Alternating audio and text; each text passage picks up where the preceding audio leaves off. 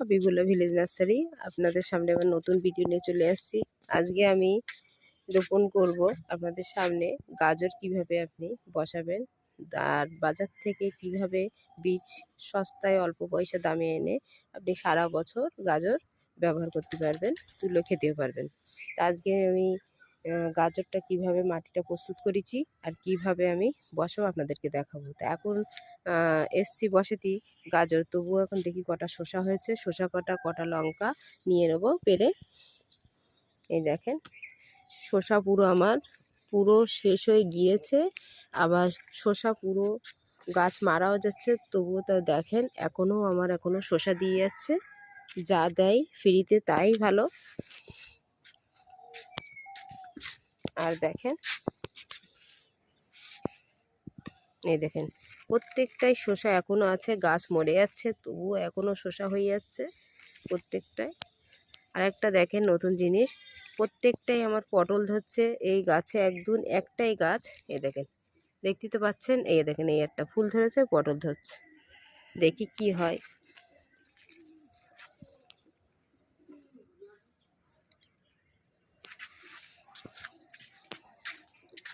কটা লঙ্কা তুলে নেবো। আর একটা জাদু দেখেন, যে 5 টাকার বীজ এনে আমি ওলকপির চারা দিয়েছিলাম, সেই চারায় প্রত্যেকটা চারা আমার বার হয়ে গেছে। এইগুলো আপনাদের রোপণ করে অন্যতে ট্রান্সফার করে বসাবো, আপনাদেরকে দেখাবো। এখন কটা লঙ্কা তুলে নেই। দেখেন এই একটা পেকে গিয়েছে, এইটা আমি বীজ করে এরকম আমার মতন ভালো জাতের একটা রাখবেন, রেখে এরকম বীজ করে আপনি সারা বছর আপনার এই কাঁচা লঙ্কা কিনতে হবে না। কত মোটা আর কত সুন্দর হয়েছে সব। এবার একটু তুলে নিতে হবে। গাছটা একটু হলুদ হয়ে গিয়েছে, এতে আমি জৈব সার, খোল পচা আরও গোবর সার দিলে এর রঙ আরও কালো হয়ে যাবে। এগুলো দিয়ে আপনাদেরকে দেখাবো। এখন আমি কটা লঙ্কা নিতে এসেছি।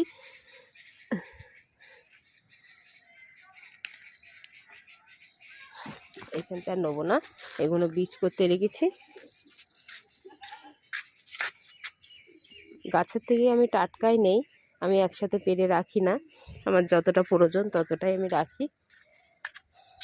আর দেখেন আমার আখ কত দূর চলে গিয়েছে, কত বড় হয়েছে। এই দেখেন একটা পেরে আপনাদেরকে দেখাবো। আর কত মোটাও হয়েছে দেখেন।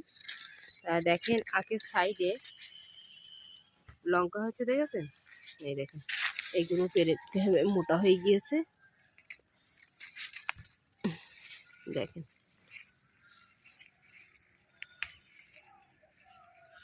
আমি একটাও ঝাল কিনি না, এই 2-3 মাস আমি ঝাল কিনে না। এতে আমার কটা গাছ আছে, আর নিচে আর একটা আছে, আপনাদেরকে দেখাবো।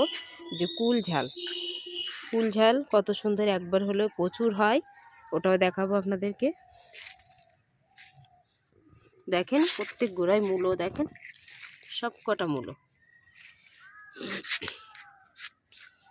আবার দেখেন আমি সেদিন বেগুন পেরে নিয়ে গিয়েছি, আবার দেখেন কত বেগুন আবার বড় হয়েছে, এখনো আছে।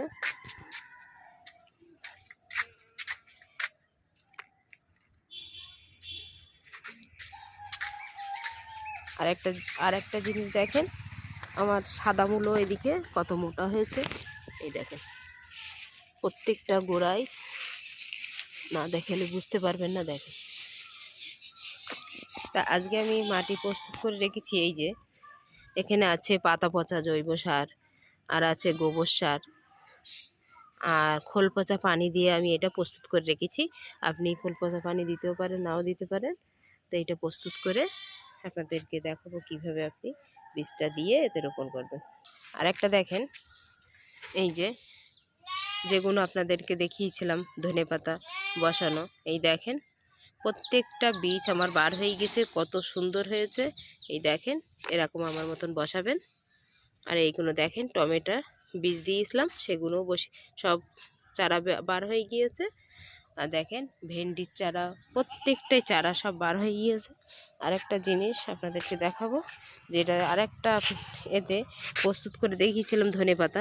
আপনি সারা বছর আপনার ধনেপাতা যতদিন ঠান্ডা থাকবে আপনার, ততদিন আপনার কিনতে হবে না, আপনার প্রয়োজন আপনি মেটাতে পারবেন। আরেকটা জিনিস, কুল আপনার প্রত্যেক ভিডিওই দেখায়, না দেখালে আমার হজম হয় না, আপনাদেরকে দেখাতে ভালো লাগে। এই রকম কুল আপনি লাগাবেন, প্রত্যেকটা ডালে দেখেন একটা নিয়ে আসবেন, এরকম ভালো নার্সারিতে পাওয়া যায়। দেখেন এই নাম এত ছোট গাছে, এই দেখেন এরকম একটা টবে ছোট এতে এরকম কুল দেখতে কত ভালো লাগে। দেখেন প্রত্যেকটাই, দেখেন আমি নিয়ে এসছি কিনে এখানে গাজরের বীজ, বেশি নিয়ে আসিনি, 5 টাকার নিয়ে এসছি। আপনি এরকম 5 টাকার কিনে আনবেন, 5 টাকার কিনে, এর থেকে অনেক বীজ এতে এতে আপনি বসিয়ে এইগুলো আমি দেখাচ্ছি আপনারা রোপণ করে। শসা গাছ দিয়েছিলাম, এই শসা গাছটা আমি তুলে দিচ্ছি, শসা হয়ে গিয়েছে। এই যে বীজটা, মাটিটা পুরো গুঁড়োই আছে, এতে আপনি বেশি দেবেন না, অল্প করে হালকা হালকা, এতেও আপনার অনেক বার হবে। দেখেন অল্পতেই আপনার এতে হয়ে গেলে, এইগুলো আমি অন্য এতে রোপণ করে দেখাবো আপনাদেরকে। এইভাবে আপনি ভিতরে প্রত্যেকটা ঢুকে যাবে আপনার।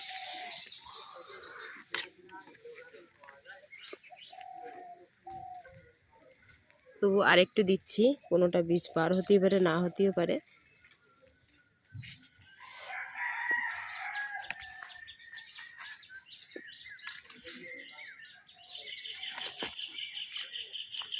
এখন এতে আমি পানি দেবো না, এতে আমি বিকালে পানি দেবো, এখন মাটি ভিজে আছে।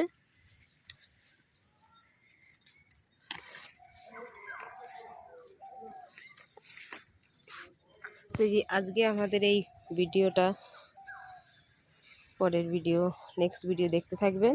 আজকে যদি রোপণ করা আপনাদেরকে ভালো লাগে, তো একটা লাইক, শেয়ার, সাবস্ক্রাইব, ভালো থাকেন, সুস্থ থাকেন, আল্লাহ হাফেজ।